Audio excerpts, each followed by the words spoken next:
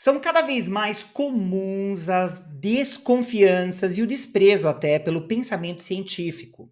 A proliferação de teorias conspiratórias e o negacionismo a temas como a eficiência das vacinas, a origem do vírus HIV, a forma da Terra, a evolução das espécies ou o aquecimento global são exemplos de como, em alguns grupos, as crenças e as convicções pessoais passam a ter mais importância do que as evidências apresentadas pelos cientistas. Meu nome é Marcelo Vischer Martim, eu sou fundador e host do podcast Vocatel, lugar onde carreiras e vocações se encontram. E eu gostaria de convidar o Leonardo de Assis, que é cientista, para conversar sobre o tema A Ciência no Nosso Cotidiano. Seja bem-vindo, Léo, tudo bem? Muito obrigado, Marcelo, pelo convite. Muito feliz de estar aqui e poder contribuir com a sua audiência.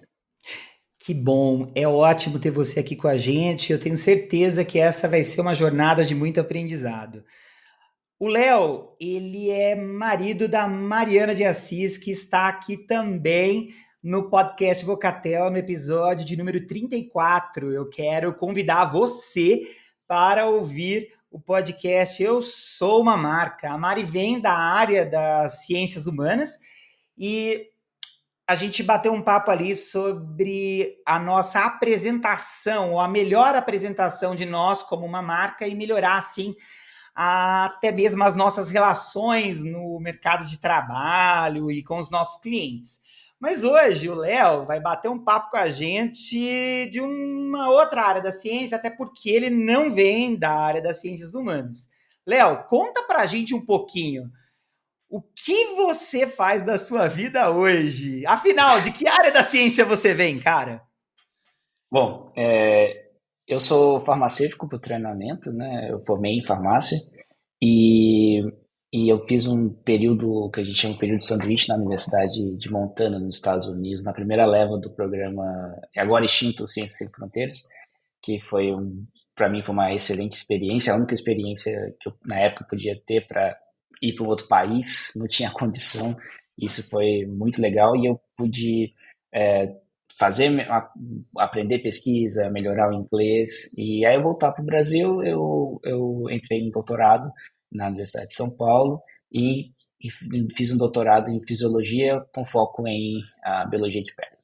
Então, esse seria o meu foco principal. Atualmente, posso fazer meu doutorado e um ano e meio de pós-doutorado. Eu vim para a Alemanha, para um laboratório especializado em cronobiologia, então é o estudo do tempo. Então, eu trabalho estudando como que o organismo ele se comporta ao longo do tempo, quais são os processos biológicos que são afetados ou oscilam ao longo entre o dia e a noite, mas mais especificamente o meu foco é estudar como que nós podemos utilizar os hormônios da tireoide para tratar a doença hepática de fígado gorduroso não alcoólico. Então, Uau! basicamente, fatty liver disease, mas seria do fígado gorduroso, e tentar utilizar esse potente hormônio, que é o hormônio da tireoide, mas potencializar o seu efeito através de talvez uma aplicação durante o dia ou durante a noite. Então, essa é Uau! uma resposta curta do que eu faço. Curta e até mesmo para os leigos a resposta curta fica difícil. Fala sério, gente. Bom, que legal, cara. Que trajetória incrível. É, você sempre quis ser cientista? Conta pra gente um pouquinho sobre como o Léo era no passado. Era algo que você cresceu no coração querendo fazer ou não? Isso mudou ao longo do tempo? Já que nós estamos falando com alguém que é especialista em cronosbiologia, né? Vamos pensar então o tempo, né? Entendo. O O tempo crono- como variável de transformação, inclusive dos nossos Exato, objetivos. exatamente. Exatamente. Muito bom. Não, eu sempre fui muito curioso, desde que eu me lembro, foi muito curioso. Eu lembro que quando na sétima série, eu comecei a aprender corpo humano, eu simplesmente fiquei fascinado quando eu comecei a aprender o que era carboidrato, lipídios, proteínas, e eu lembro que eu aprendi isso e eu achava isso fascinante na sétima série, aí fui para oitava série, e aí eu lembro aprendendo umas estruturas na época que eu nem sabia o que que era, tipo glicocálice, o que que era um glicocálice, uma mitocôndria. E eu sei que eu era extremamente fascinado por isso, mas eu também era fascinado por física, no sentido Uhum. de astrofísica, física, li livros de simplificando algumas teorias do Einstein, e eu era muito apaixonado por isso, mas eu tinha certeza que eu não iria para esse lado, porque matemática não era o meu forte. Mas eu era extremamente interessado em conhecer a natureza, o universo, extremamente curioso. Sempre foi algo, Uhum. né, que eu lia e ficava assim fascinado. E aí, aquela coisa de passar em vestibular, em cursinho, estudando, que é o que a gente faz. E ali eu passei, na verdade, em 3 universidades, mas em 2 cursos de medicina veterinária e um de farmácia. Uhum. Mas eu acabei, no final, aos 45, optando pelo curso de farmácia, porque na época eu gostava tanto de biologia quanto de química.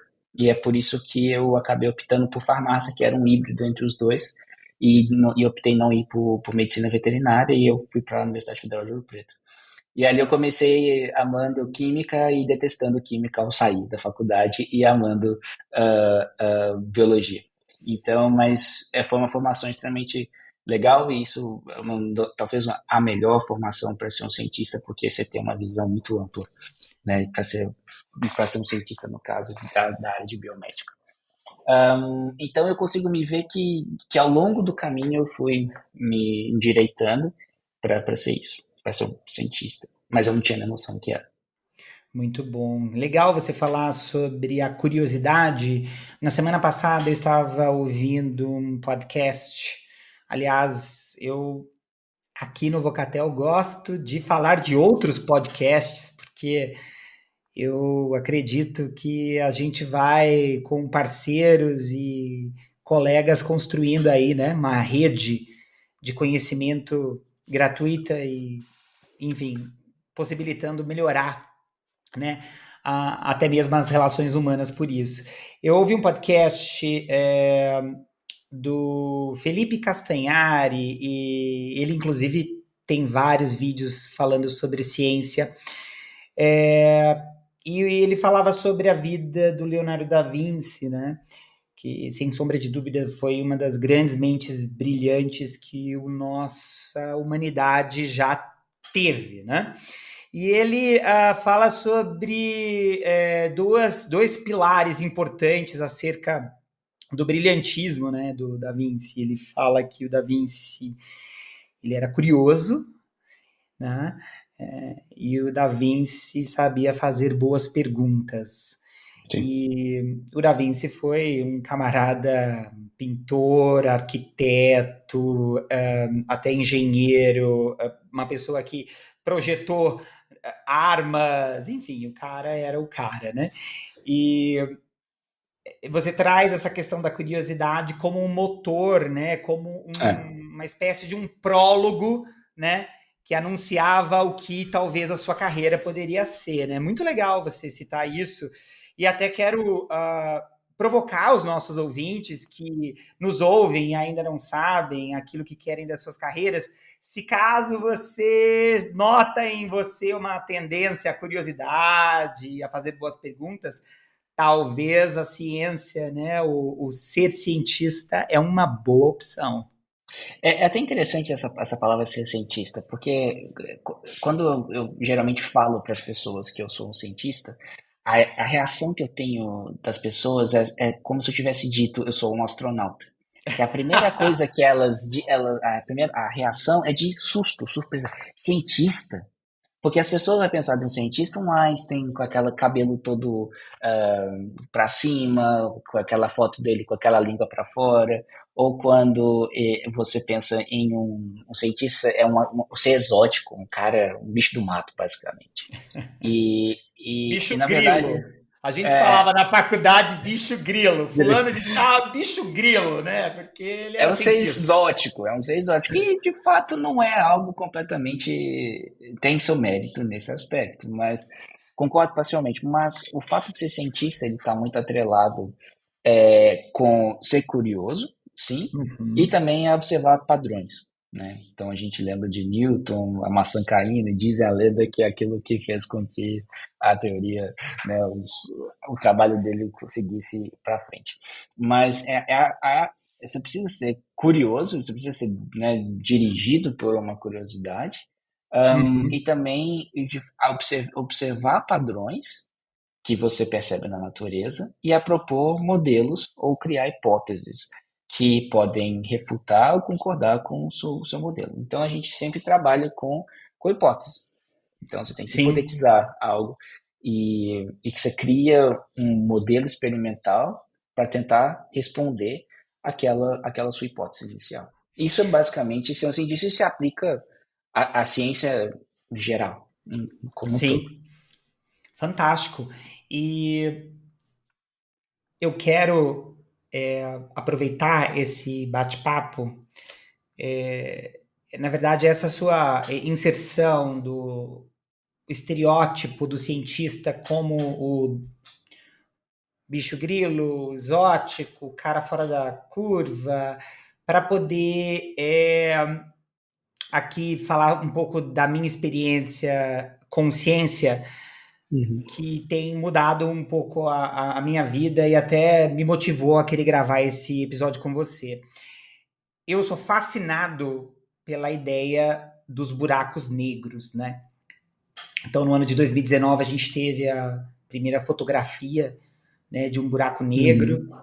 E sempre quando eu tenho insônia, quero aproveitar esse espaço do Vocatel para fazer uma confissão, né? Para falar um pouco da minha intimidade. Sempre quando eu tenho insônia e eu tô à noite, enfim, tentando dormir, não consigo, eu pego meu celular e coloco buracos negros e vou assistir algum vídeo sobre isso. Porque eu gosto dessa ideia do mistério e tudo mais, né? Então, eu vim da época em que foi me ensinado lá no ensino fundamental que o planeta, né, que os planetas giravam em torno do Sol e era isso, né, do tipo legal. E quando fui para o ensino médio, por muita imaturidade da minha parte, eu nem prestava atenção nas matérias de física e química porque não queria isso, né? Não queria seguir o caminho das ciências exatas ou da natureza. Hoje, cara, com 37 anos de idade, eu sou apaixonado por física. É uma loucura isso. Porque, cara, saber que, ok, nós estamos girando em torno do Sol, mas o Sol está indo em direção a um buraco negro, eu acho que como fala, é mudança de mente. É. E é super legal, cara. Isso afeta tudo, né? Eu tive a oportunidade nos Estados Unidos de ter um colega de quarto que ele estava fazendo doutorado, não, acho que na época era mestrado ou graduação em astrofísica. Aham. Então, várias noites a gente foi noite adentro conversando e ele me explicando o que que era as coisas. Eu perguntava, tem como você viajar acima da velocidade da luz? Aí ele ficava, não, isso é balela por causa disso. Aí me falava. E aí ele me contava várias dúvidas que eu tinha e foi muito interessante. Eu acho assim que a gente, acho que é um pouco parecido com o meu caso, que tem muita gente que é curioso. Curioso porque é Uhum. interessante e tal. Agora, curioso para você entender e dissecar aquilo, aí acho que é Sim, um outro passo, né? Aí, exato. por exemplo, eu sou fascinado com física, fascinado com química também, mas mais com física, com astrofísica. Mas Aham. eu não me vejo estudando isso a fundo. Sim, claro. Mas Mas eu você falo, a exige. minha questão aqui, Léo, é do tipo, poxa, não há nada mais física, porque se a gente está falando da teoria da relatividade de Einstein, que se é oriunda da teoria de Newton, então você tem todo o progresso científico ao longo do tempo, e aí, de repente, a gente vai para a escola e parece que existe um abismo naquilo que está sendo explicado pelo professor com a nossa vida, com o nosso Uhum. dia a dia. E aí, quando eu vi, inclusive, o primeiro vídeo que começou a me chamar a atenção sobre os buracos negros também foi do Felipe Castanhari. Tô fazendo muita propaganda sua, cara. Acho que eu devia ganhar royalties aí. Mas o vídeo dele é brilhante, porque é, cara, por que não explicaram isso pra gente na escola dessa forma? Porque a garotada fica vidrada, é muito legal isso. É muito É, maneiro, entendeu? Você pensar que, cara, existe o nosso universo é uma parada muito maior do que aqui. O nosso cotidiano é pequenininho, mas o nosso cotidiano pequenininho, né, a nossa vida, ela está incluída dentro desse universo. Então, acho que até gera uma ponte aí com as ciências humanas e com a filosofia, né? sim. Infelizmente, a forma como a gente treina os nossos adolescentes e jovens adultos é completamente errado. O objetivo de uma pessoa com 16, 17 anos é passar no vestibular. Ele não está interessado, o sistema não está interessado em treinar uma pessoa ou treinar um cidadão. Infelizmente, é para você passar e você aprende um monte de conteúdo inútil. Para que as Exato. pessoas vão no terceiro ano aprender distribuição de Linux Paulo? Você vai colocar, não sei se você lembra, um S, 2S, aquela Lembro. distribuição. É coisa ridícula, porque você não tem aplicação nenhuma para isso. Então, Aham. essa é uma crítica que eu vejo, é muito, muito ruim esse modelo que a gente faz, porque a gente treina alunos para fazer prova, para entrar na faculdade, é o objetivo. Porque Pois é, é muito, muito, muito, muito estranho esse modelo que, infelizmente, nós temos. Como. exato. Mas fato é que tem jeitos e formas da gente poder fazer essa ponte com a realidade, né? Entre a ciência, entre a física. Eu estou falando de física, química, matemática, porque geralmente, pessoal, são essas as disciplinas que os alunos apresentam maior dificuldade, ou dizem que não gostam, etc. Né? Mas até mesmo nas ciências humanas, a gente também tem fenômenos das ciências humanas que às vezes pode parecer um pouco distante daquilo que é realidade, mas se a gente conseguir conversar de uma forma mais leiga, a gente consegue fazer essa ponte e tornar o assunto relevante, né? Eu vejo que há esse afastamento hoje do mundo científico. Tudo isso para dizer que eu vejo que existe um afastamento entre o mundo científico e a sociedade, né? E eu Sim. queria ouvir você sobre esse tema. Você acha que existe isso mesmo? Você acha que em países em desenvolvimento, como o Brasil, é pior, é melhor? O que você, enfim, pode nos dizer sobre isso? Sim, existe um gap muito grande entre o conhecimento gerado na universidade e isso chegando na sociedade. Infelizmente, isso existe, e isso faz com que a sociedade veja o cientista, os estudiosos, de uma forma. Eu não entendo o que vocês fazem. Vocês estão aí pedindo mais dinheiro, vocês estão. Qual que é a relevância do que você faz? Então é muito Uhum, difícil você convencer, para aqui mesmo no Brasil, os políticos, porque o investimento da ciência no Brasil é muito fraco, precisa melhorar muito ainda, com exceção de São Paulo, que é um caso à par, mas em uhum, níveis gerais é muito difícil. O Brasil não investe tanto como deveria investir, como investiu, por exemplo, outros países como Coreia do Sul, e nós investimos ainda muito pouco. E até mesmo é visto às vezes como um gasto, e não como investimento. Investimento em ciência e tecnologia. Ciência não é gasto, é até um hashtag, ciência não é gasto, ciência é investimento. Mas isso contribui com o fato que a sociedade vê a gente como um ser estranho, que a gente não sabe. Por que você está pedindo milhões? Né? Uma vez eu vi uma reportagem daquele acelerômetro, se não me engano, de Campinas, o Cirrus, e os uhum, comentários das pessoas embaixo mostravam assim, tipo, não entenderam qual que é a importância. E como que você vai explicar para uma pessoa que talvez do lado, vizinho dela, não tem um posto de saúde, não tem o básico? E aí você está tentando criar um instrumento que vai medir luz. A pessoa simples não vai entender isso.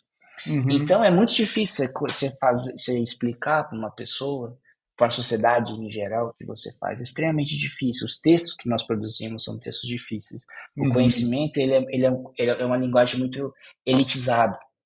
Então, uhum. você cria uma linguagem para os seus pares que muitas vezes nem os seus outros pares vão entender. Então, de Sim. fato, isso existe. Eu posso dizer existe um gap também aqui. Pessoas que eu já conversei, pessoas que eu tive a oportunidade, pessoas com estudo, simplesmente não conseguem entender o que a gente faz. É algo muito estranho para eles. É algo que não é tangível, não é como uma profissão de engenheiro, sabe, um açougueiro, algo, mas assim, é exatamente isso. É realmente algo talvez até intangível para essas pessoas. E sim, a gente tem esse problema. A ciência precisa se comunicar mais com a sociedade Uhum. através de disseminação, comunicação científica. Tem muita gente boa fazendo isso, mas a gente ainda tá com é um grande problema na ciência, essa comunicação com a sociedade e também entre a gente. Então, por exemplo, é muito Uhum. difícil eu entender o que uma pessoa de matemática ou alguém de física faz, embora seja um cientista. Eu não Sim, consigo entender da mesma forma que ele não vai entender o que eu faço. Imagina então para uma pessoa que não tem informação naquilo. É algo muito difícil. E aí a sim. gente talvez entre no outro ponto que é a simplificação. Porque às vezes para você passar o conhecimento científico, você acaba super simplificando e aquela simplificação se torna algo errado. Então também é uma espada de dois gumes que a gente tem que tomar cuidado. Então, para você não criar algo extremamente falho do ponto de vista teórico. Sim, muito bom. Léo, fala um pouquinho pra gente da rotina do cientista, cara. É, como que ela, enfim, se dá?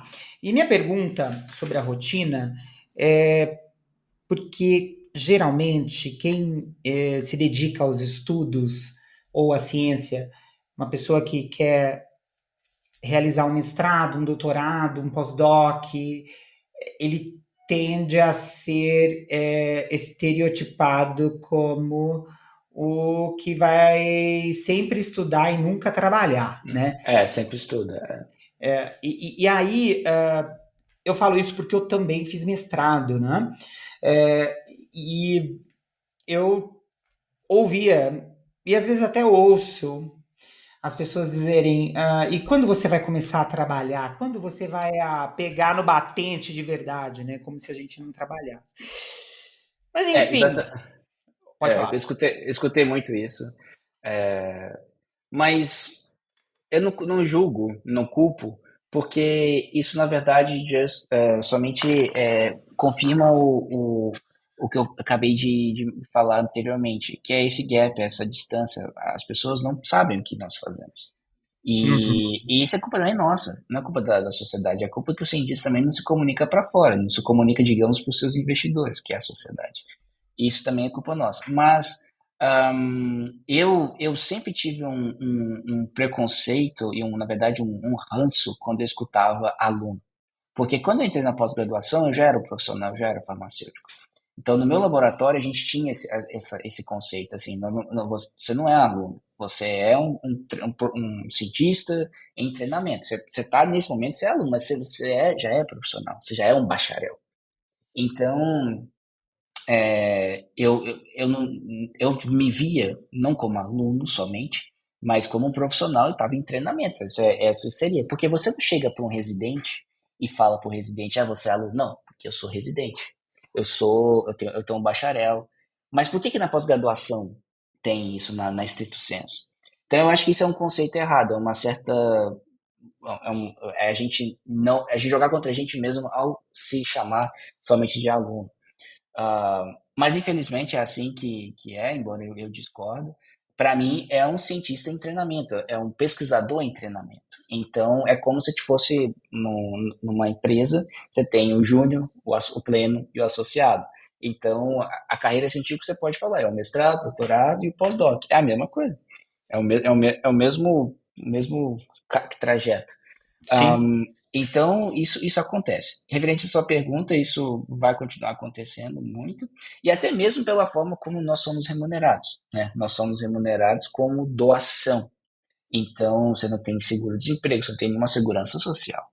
E recentemente as bolsas foram aumentadas depois de, sei lá, de mais de 10 anos sem estagnado, enfim. Isso mostra o descaso, muitas vezes, da ciência. E isso contribui para essa visão que, para mim, é errônea. A gente está desmerecendo o futuro da nação, no sentido do futuro dos próximos professores, porque é ali que está sendo gerado os próximos professores, os próximos cientistas, até mesmo os próximos líderes de empresas, de indústria. Então, para mim, essa é uma visão errada e eu sou contra. Então, eu vejo que você é um pesquisador em treinamento, você não é um aluno. E você está trabalhando ali para obter o seu título, que é um título muito difícil, porque você tem que passar por processo de qualificação, você tem que defender a sua tese, e para você obter o seu título, mestrado, doutorado, etc. Então, essa é a primeira pergunta. Em relação à rotina, eu posso falar aqui dentro do submundo que é da biomédica, né? Mas isso vai variar amplamente. Por exemplo, quem, por exemplo, biólogo ou faz ciências naturais, vai muito para campo, viaja, faz muita viagem para coletar material e tal. A gente, no meu caso, biomédicas, o único animal que a gente usa é o camundongo ou células de mamífero e tal. Então, o que eu vou falar aqui não se aplica à ciência em geral, mas um subcampo, digamos, da biomédica. E dentro da biomédica, a gente pode separar em laboratório úmido, né, do inglês wet lab, e dry lab, laboratório seco, que basicamente o wet lab seria aquilo que nós entendemos como a bancada, aquilo que você coloca a mão na massa e gera pipeta, bancada, gera resultado, lê kits, faz kits e etc. Já o dry lab é uma terminologia que se refere à análise de dados, que é o processamento de dados, seja big data ou somente dados menos complexos, e essa parte. Eu sou um híbrido dos ambos. Eu venho inicialmente de web lab, com muita experiência em bancada, biologia molecular, etc. Mas de um tempo para cá eu me especializei também em big data. Então, nessa vertente de dry lab, hoje eu faço os dois. Legal. Então, tenho conhecimento de Big Data e também de biologia molecular, etc. Então, é uma quimera nesse sentido, porque muitas vezes você tem os opostos e eu faço o mix de ambos. Então, a minha rotina é muito. Eu não tenho rotina, cada dia é um dia. Ai, Então, tem dia que é bancada, né? Tem dia que é data analysis, análise de dados, e é muito dinâmico. Então, eu gosto de fazer isso porque é algo dinâmico, e não é rotina. E então, cada dia é uma coisa, às vezes você está analisando dados, você descobre algo, e aí você tem uma ideia, você testa essa ideia no laboratório, você cria sua hipótese, você vai e testa. E a gente vai brincando dessa forma. Então, para mim, não existe. Cada dia é um dia. muito bom. Você consegue, ou essa rotina, a programação da rotina do cientista vem do próprio cientista ou vem da instituição, do professor orientador? Como que você Não, programa os seus dias? é muito individual, depende de cada um. Eu sou muito organizado, muito programado, com metas, com to-do list, com o que eu tenho que fazer hoje, essa semana. Então, mas também tem gente que não é tão programado ou é menos organizado com metas. Isso não seria correto dizer, isso é uma forma de um cientista fazer isso, de forma alguma. Isso é muito o meu perfil. Mas, ah, em tese é como se fosse você tem geralmente você tem um projeto e esse projeto tem que ser executado. Você tem 3 ou 4 anos para um doutorado. E aí cabe a você a fazer os experimentos, a estudar, a propor métodos, a aprender os métodos, a executar os métodos. E aí você executa um projeto de pesquisa, que ele tem uma hipótese, tem uma pergunta, tem uma grande pergunta inicialmente, aí você vai desenvolvendo. Então, você vai fazendo isso. Exemplos mais claros, quando eu comecei meu doutorado, a primeira pergunta que eu fiz no meu doutorado a pele enxerga? Aí você vai, mas como assim a pele enxerga? Era porque a gente sabia que na pele existiam os mesmos fotorreceptores, ou seja, essas moléculas que absorvem luz, que estão nos olhos, também estão na pele. E a pergunta foi, então, será que a pele enxerga? Só que não forma imagem. Faz o quê? E aí eu fui criei uma hipótese, peguei um modelo que era células de melanoma, melanócitos, células saudáveis, células doentes, e fui testando, dava luz, dava radiação, e via os processos, pigmentava, não pigmentava, e aí você vai comparando, e aí você vai desenvolvendo o seu projeto. E muitas das vezes o seu projeto que você pensou ir para o caminho A, você vai para o caminho Z. Por quê? Você não consegue prever tudo. E aí você vai ajustando o seu projeto ao longo do caminho. Você vai achando dados ou frentes mais interessantes e você foca. Então a gente faz. Basicamente isso é um projeto científico. Muito bom. E até falando um pouco dessa sua organização, dessa característica sua mais organizada, mais você usou o termo to-do list, né? Isso vem do mundo da administração, né? E fato é que me parece que essa carreira de cientista é muito parecida com a carreira de um empreendedor, né? E eu queria ouvir você sobre esse tema. Você precisa beber um pouco dessa área da ciências humanas para poder ser um melhor cientista? Não diria que não, mas ajuda. Eu acho que você consegue fazer seu projeto, fazer sua pesquisa, mas não necessariamente você precisa aplicar os conceitos de uma empresa. Mas eu acho que, pelo menos na minha visão, é interessante alguns conceitos que existem no mundo de negócio, como, por exemplo, metas, como você tem que dar lucro, você tem que fazer um processo que seja efetivo, tem que gastar de forma organizada, você não pode simplesmente torrar o dinheiro, tem que ter uma organização financeira, planejamento. Isso eu percebi, isso na minha experiência na ciência, que isso é um grande problema, pelo menos nas experiências que eu tive. Que não havia um planejamento muito claro, não havia o quanto que eu ia gastar, era no chutômetro, era no feeling, e havia muito, e ainda há muito desperdício de dinheiro. Eu peguei isso e otimizei, e criei um certo o modus operacional meu que eu faço. Eu tenho um objetivo, um experimento, quanto que custa? Tenho dinheiro? Qual que é o objetivo? Tem como negociar? Né? Tem como você reduzir? É necessário? Né? Qual que é o meu objetivo ao final do ano? É ter 3 trabalhos finalizados ou esse conjunto de experimentos finalizado? Você tem um planejamento, você tem um planejamento, uma grande picture do que você está fazendo. É isso que eu faço, que eu apliquei no meu doutorado, né? Fui desenvolvendo isso com o tempo e criei um método que funciona para mim. Não necessariamente funciona para todos e não vai funcionar para todos, mas é o meu método. Então eu sempre tenho um objetivo e aí ele se divide em pequenos objetivos que eu vou executando. Então essa semana eu vou terminar o objetivo 1, preciso ir para a bancada, vou para a bancada. Objetivo 2, preciso fazer análise de dados. Geralmente eu venho para casa, faço home office porque é mais tranquilo, e aí analiso o dado no computador. Então, isso é sempre com o objetivo. E o objetivo final, muitas das vezes na ciência, no meu caso, é gerar conhecimento. Como você gera esse conhecimento? É através de publicação.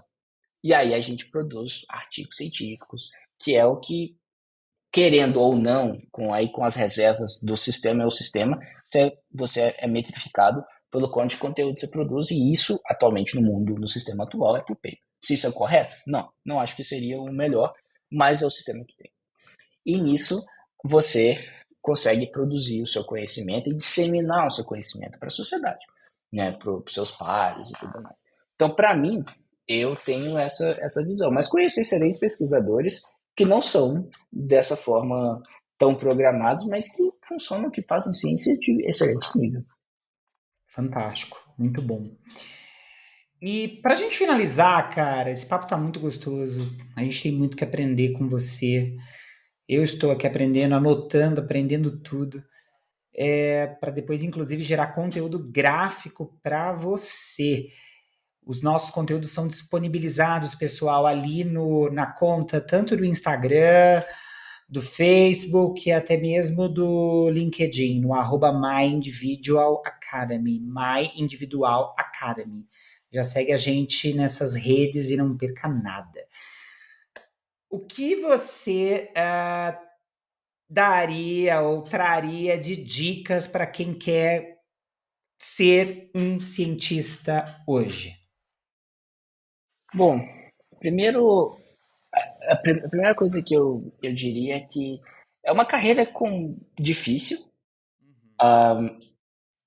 É difícil no sentido que, diferentemente de, vamos supor, vamos chamar de um economista ou de alguma profissão estabelecida, aonde você formou em economia, você pode trabalhar na empresa A, B, C, D até Z.